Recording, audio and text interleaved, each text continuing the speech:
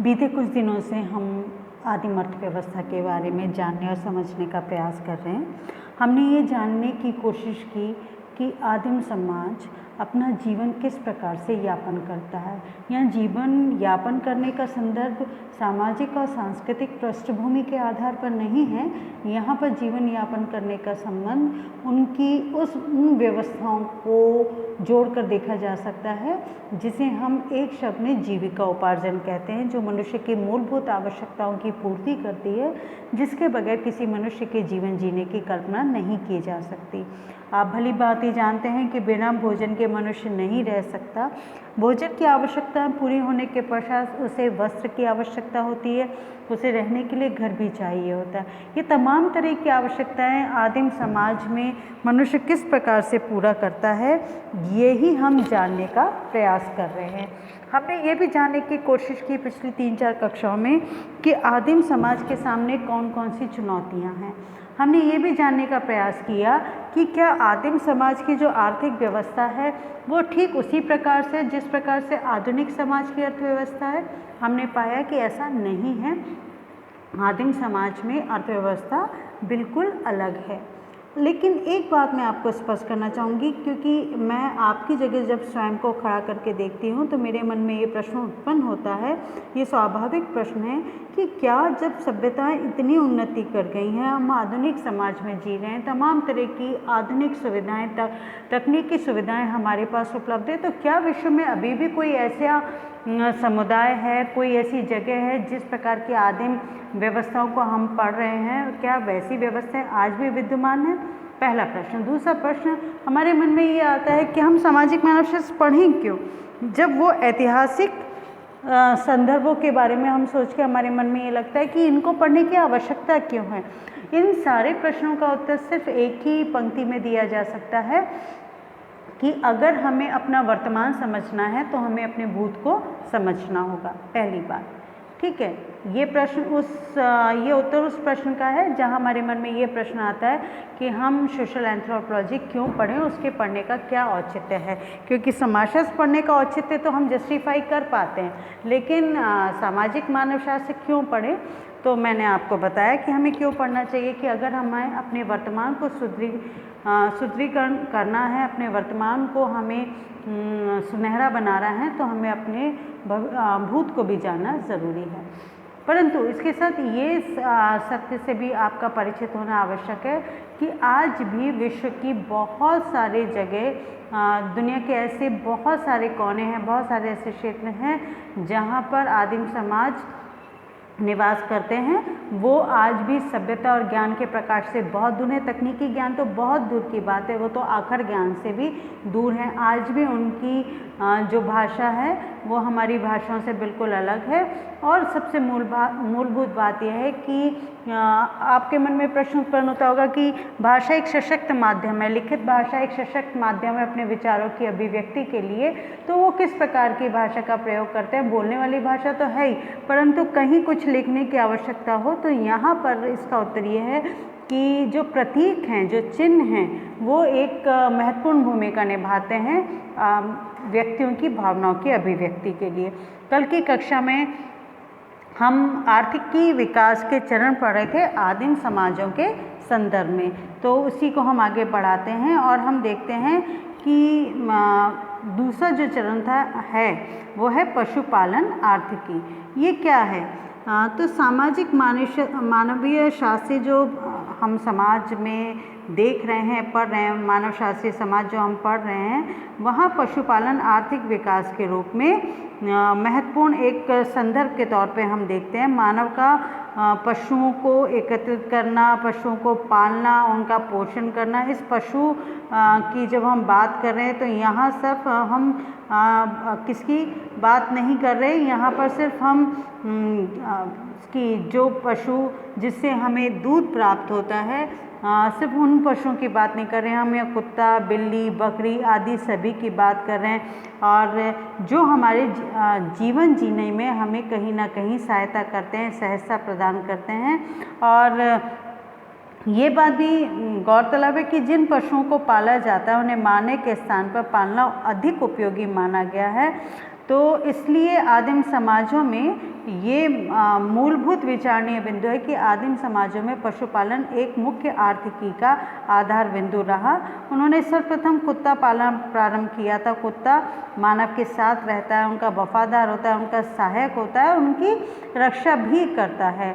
और जब मानव शिकार के लिए जाते तो वो कुत्ता उनके साथ रहता, उनकी वफादारी करता, उनकी रक्षा करता, उनकी रखवाली करता। और कई बार ये होता था कि जब मनुष्य शिकार के लिए जा रहा है तो वो कुत्ते को घर पे भी छोड़ जाते थे जिससे घर वालों की रखवाली हो सके। उसके अलावा बकरी, गाय, भैंस आदि पशुओं का भी उन्होंने पालन करना आरंभ किया था जिससे उनके लिए भोजन उपलब्ध हो सके और दुग्धधारी जो पशु हैं वो भोजन उपलब्धता में एक महत्वपूर्ण भूमिका निभाते रहे हैं। और विभिन्न जनजातियों में अपने प्राकृतिक पर्यावरण के अनुसार भिन्न भिन्न वस्तुओं की वो पालते हैं। तो जैसे ध्रुवीय या बर्फीली क्षेत्रों में आदिवासी कुत्ते, जिसे रेडियर भी कहते हैं, पालते हैं। रेडियर से उनको दूध तथा मांस दोनों मिलता है। कुत्ते स्लेज गाड़ी भी खींचते हैं। आपने देखा होगा जब बर्फ़ में एक ऐसी गाड़ी जो फिसलती है लेकिन स्वयं नहीं फिसलती, उसको कुत्ते खींचते हैं। और जिस पे क्योंकि बर्फ़ में पैदल चलना संभव नहीं हो पाता, तो ऐसी स्थिति में ये स्लेज गाड़ी चलाने का काम कुत्तों के द्वारा किया जाता है। वहीं रेगिस्तान के आदिवासी ऊँट पालते हैं। देखिए, मैंने आपको अभी ये बात कही कि जो भी पशु पाले गए उनका मूलभूत उद्देश्य उन आदिवासियों ने ये पाया कि उनके जीवन का संरक्षण तो हो ही हो, साथ ही साथ उनके जीवन में वो सहायता प्रदान करने वाले तत्व भी बने। तो लेकिन हर जगह की आवश्यकता अलग है, हर पर्यावरण की आवश्यकता अलग है। जैसे जो रेडियर कुत्ते हैं वो जीवित भी नहीं रह सकते रेगिस्तान में और उनकी उपयोगिता भी नहीं है। उसी प्रकार से ऊँट को अगर आप बर्फीली पहाड़ियों पर ले जाके छोड़ देंगे तो उनके जीवित रहने की संभावना कम हो जाएगी और वो अनुपयोगी हो जाएंगे। तो पर्यावरण के अनुसार ही पशुओं का पालन आदिम समाजों में किया गया। और जैसे कि अभी हमने जाना था कि ध्रुवीय या बर्फीले क्षेत्रों में कुत्तों को पाला गया और कुत्ते स्लेज से गाड़ी खींचते हैं। और रेगिस्तान के आदिवासी ऊँट पालते हैं, तो और वहीं टोडा आदिवासी भैंस पालते हैं। तो स्थानीय आदिवासियों को अपने स्थानों, मौसम, प्राकृतिक संपदा आदि का ज्ञान होता है। तो पशुओं की मुख्य बीमारियां तथा उपचार का इन्हें ज्ञान होता है। पशु में बीमारी फैलने तथा मरने से भी वह आर्थिक संकट में पड़ जाते हैं। इनका जीवन घुमंतु है, तो आर्थिकी के लिए आदिवासियों की तुलना में थोड़ा सा स्थिर हो जाता है। भारत की जनजातियों में टोडा पशुपालक है। वे अपनी जीविका दूध और दूध उत्पादनों से प्राप्त करते हैं। हमने अभी देखा कि टोडा आदिवासी क्या करते हैं, भैंस पालते हैं। यहाँ हम भैंसा की बात नहीं कर रहे, भैंस पालते हैं ना। और दूध तथा उनके उत्पादन से जो पड़ोसी जनजातियाँ हैं उनको भी वो उसका विनिमय करते हैं, उसके बदले वो किसी और वस्तु को उनसे ले लेते हैं। और उत्तर प्रदेश के भोटिया लोग भी पशुपालक एवं कृषि आर्थिकी की मध्य की स्थिति में हैं। अब हम देखते हैं कृषि आर्थिकी। कृषि आर्थिकी क्या है? अभी तक हमने देखा पहली अवस्था में हमने देखा था शिकार अवस्था और साथ में जो फल कंद मूल संग्रहण की अवस्था, जिसे भोजन संग्रहण की अवस्था भी कहते हैं। दूसरी अवस्था हमने देखी पशुपालन की अवस्था और तीसरी अवस्था हम देख रहे हैं कृषि आर्थिकी। तो आर्थिक व्यवस्था के विकास का तीसरा महत्वपूर्ण चरण कृषि की आर्थिकी है। जब मानव को बीजों द्वारा पेड़ पौधों को उगाने की कला का ज्ञान हो गया, उसने फल फूल देने वाले पेड़ पौधे उगाने आरंभ कर दिए, तो कृषि की अवस्था आरंभ हो गई। विद्वानों का मत है कि फल फूल उगाने का कार्य प्रारंभ में उत्तर भारत की घाटियों, इथोपिया, मैक्सिको, चिली, दक्षिण पूर्व एशिया आदि में हुआ और धीरे धीरे इसके बाद ये उत्तरोत्तर आगे की ओर फैलता चला गया। और कृषि कार्य में फावड़े, कुदाल आदि का उपयोग होने लगा। इसके बाद का उनको ज्ञान नहीं था। तो भूमि की उर्वरता बनाए रखने के लिए दूसरे स्थानों पर पेड़ उगाना। विद्वानों ने कृषि आर्थिकी को दो भागों में बांटा। पहला, जो कृषि फल उगाने के लिए की जाती थी, और दूसरा कृषि पर आधारित आर्थिकी। जैसे कि नाम से स्पष्ट है कि प्रथम चरण में फल फूल की खेती आती है तथा दूसरे में अनाज की खेती। तो चावल, गेहूं, मक्का ये तीन प्रमुख अनाज हैं और खेती को इन्हीं 3 भागों में विभक्त किया गया। कौन कौन से? चावल, गेहूँ और मक्का। मक्का की खेती अमेरिका में, चावल की खेती दक्षिण पूर्व एशिया में तथा गेहूँ पश्चिम यूरोप, उत्तरी अमेरिका में उगाए गए।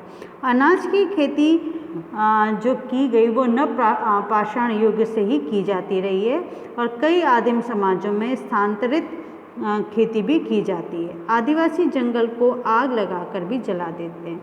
तो ये स्थिति जो स्थानांतरित खेती है ये क्या है?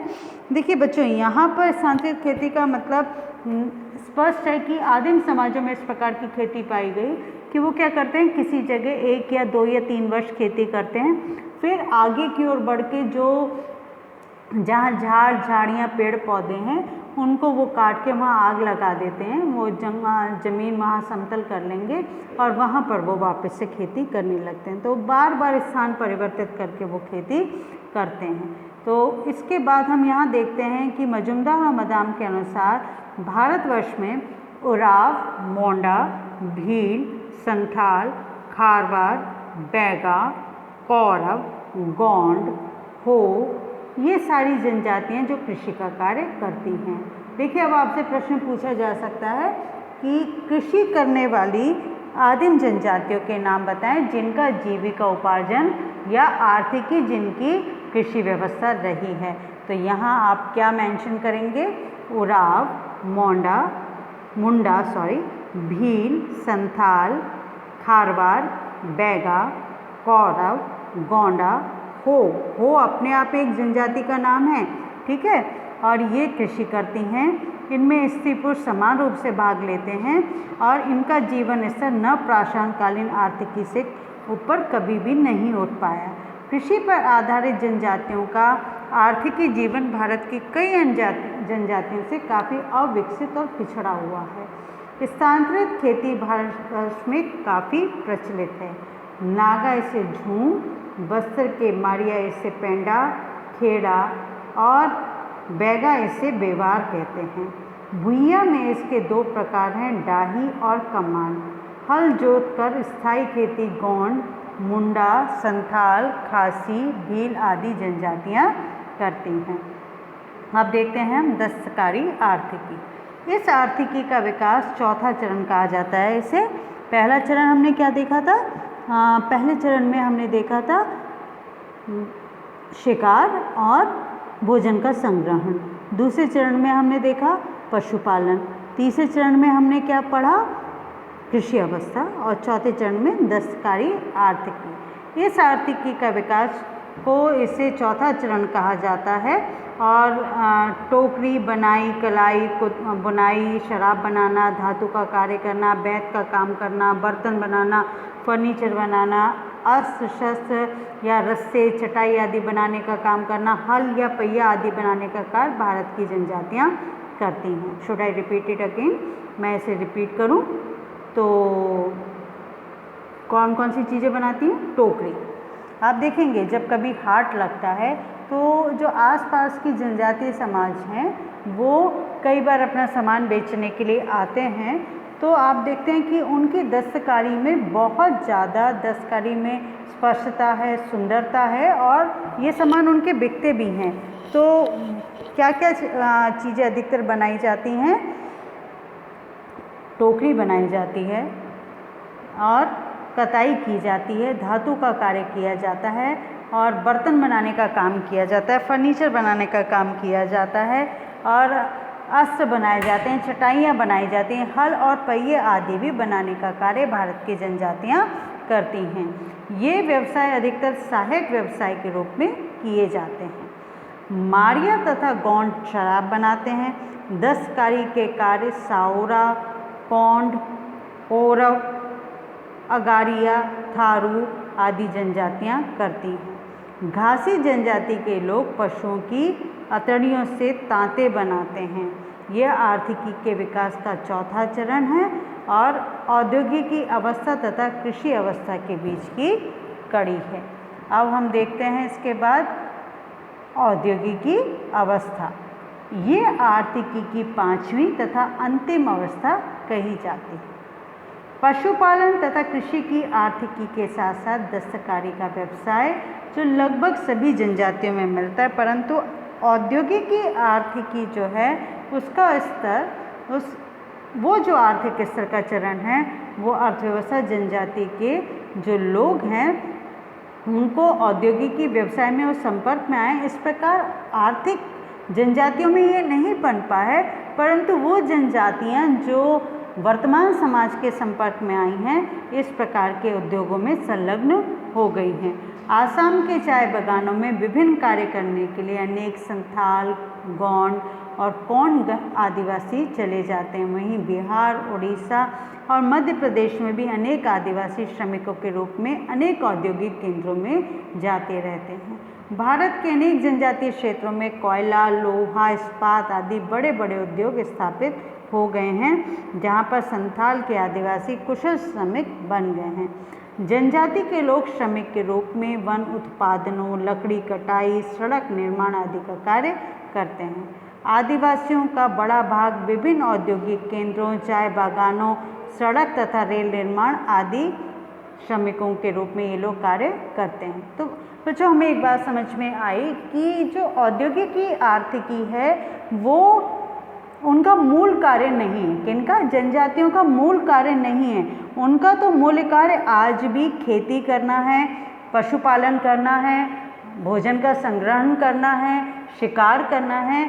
परंतु जो जनजातियां वर्तमान समाज के संपर्क में आई हैं उन जनजातियों ने उन व्यवसायों को अपने जीवन में अपनाया है, उन व्यवसायों के साथ स्वयं को जोड़ लिया है जो औद्योगिक तकनीकी के परिणाम स्वरूप आज वर्तमान समय में उपलब्ध हैं। जैसे मैंने आपको उदाहरण दिया कि आसाम के चाय बागानों का आसाम में बहुत बहुलता से व्यवसाय होता है और वहाँ से चाय बन के पूरे भारत में नहीं विश्व में भी भेजी जाती हैं। तो यहाँ पर संथाल, कौंड और गौंड आदिवासी काम करते हैं और वहीं बिहार, उड़ीसा, मध्य प्रदेश में भी अनेक आदिवासी श्रमिक के रूप में औद्योगिक केंद्रों में जाते हैं।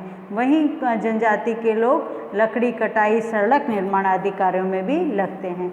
तो कहने का तात्पर्य यह है कि इनका ये स्वयं का व्यवसाय नहीं है, ये उन कार्यों में और ये सिर्फ वही जनजाति की समाज के लोग कर पा रहे हैं जो आधुनिक समाजों के संपर्क में आ गए हैं। जो बीहड़ों में हैं, जो बहुत घने जंगलों में निवास कर रहे हैं, वो इस अवस्था तक पहुँचे नहीं हैं, औद्योगिकी आर्थिकी अवस्था तक नहीं पहुँचे। यहाँ तक कि वो जो कृषि की उन्नत अवस्था है वहाँ पर भी संशय की स्थिति होती है। जो बिल्कुल बीहड़ों में रहने वाली आदिम जनजाति है वो तो आज भी पशुपालन और शिकार करना और भोजन संग्रहण करने वाली अवस्था के बीच में ही अपना जीवन यापन कर रही है।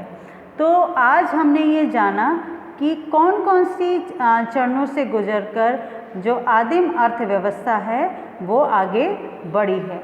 अब बच्चों आज हम सिर्फ इतना ही पढ़ेंगे।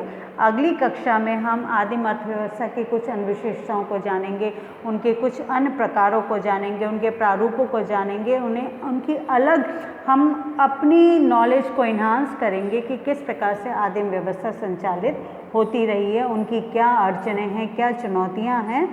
आज तक जो हमने पढ़ा वो हमने जाना कि आदिम अर्थव्यवस्था अपने जीवन में आदिम अर्थव्यवस्था एक ऐसी अर्थव्यवस्था है जहाँ मूलभूत रूप से संग्रहण नहीं अधिशेष, जिसका तात्पर्य हुआ कि उनके पास स्वयं का जीवन इतनी बड़ी चुनौती है कि वो निवेश करने की नहीं सोच सकते। जैसे कि वर्तमान अवस्था में जो अर्थव्यवस्था है वहाँ निवेश होता है, लाभ के लिए निवेश होता है। तो जो लाभ पाने की प्रवृत्ति है, निवेश करने की प्रवृत्ति है, वो वहाँ नहीं पाई जा सकती, क्योंकि वहाँ जीवन जीना स्वयं में अपने आप में ही एक बहुत बड़ी चुनौती है। अगर वो अपने जीविका उपार्जन के लिए दैनिक आवश्यकताओं की पूर्ति कर ले तो ही वो अपने जीवन को बहुत अधिक संतुष्टपूर्ण मानते हैं, सफल मानते हैं। हमने ये भी जाना पिछले 3-4 कक्षाओं में कि इनका जो मूलभूत जो अर्थव्यवस्था है वो पशुपालन कृषि की उन्नत अवस्था नहीं कही जा सकती, परंतु कुछ कुछ आदिम जनजातियाँ कृषि अवस्था की तरफ भी बढ़ चुकी हैं। पर जो आदिम समाज है, जो ज्ञान के प्रकाश से दूर बिहड़ों में रह रहा है, जो बहुत घने जंगलों में रह रहा है, वो आज भी पशुपालन और शिकार करने और साथ में भोजन का संग्रहण करने के लिए कंदमूल का संग्रहण करने जैसी चीज़ों के साथ स्वयं को जुड़ा हुआ देखता है। तो हमने ये इन सारी बातों को जाना। और बच्चों, आशा तो मैं यही करती हूँ कि अब आप समय हमारे पास कम रह गया है, आप पढ़ेंगे। ये बात मैं बार बार दोहराती हूँ, शायद आप लोगों भी थक चुके होंगे, लेकिन मैं नहीं थकूँगी तब तक जब तक आप पढ़ना शुरू नहीं करेंगे। कल दशहरा है, कल आपकी कक्षा नहीं होगी, परसों रविवार है। ये 2 दिन आपको मिले हैं। आप दशहरे में क्या करेंगे? कोविड है, आप मेले और रावण दहन, मेघनाथ दहन, इन सब तो इस बार नहीं हो पाएगा उस तरीके से जैसे हमेशा होता है। लेकिन हाँ, आप ये प्रयास अवश्य करेंगे कि आप अपने आलस्य को बहुत दूर भगा के फेंक देंगे। आप अपने भीतर स्वयं झांक के देखें। आपको लगता है कि आप अगर अपने माता पिता को किसी बात से आहत करते हैं, उनकी बातों को नहीं सुनते हैं, तो अपनी इस बुराई को दूर करने की चेष्टा करेंगे। तो आपको दशहरे की ढेर सारी शुभकामनाएं। आप जीवन में उत्तरोत्तर बहुत बहुत प्रगति करें, ऐसा आपको आशीर्वाद। बहुत मन लगा के पढ़िए और जो जो आपके स्वप्न हैं, आप सभी के स्वप्न पूरे हों। बहुत बहुत धन्यवाद।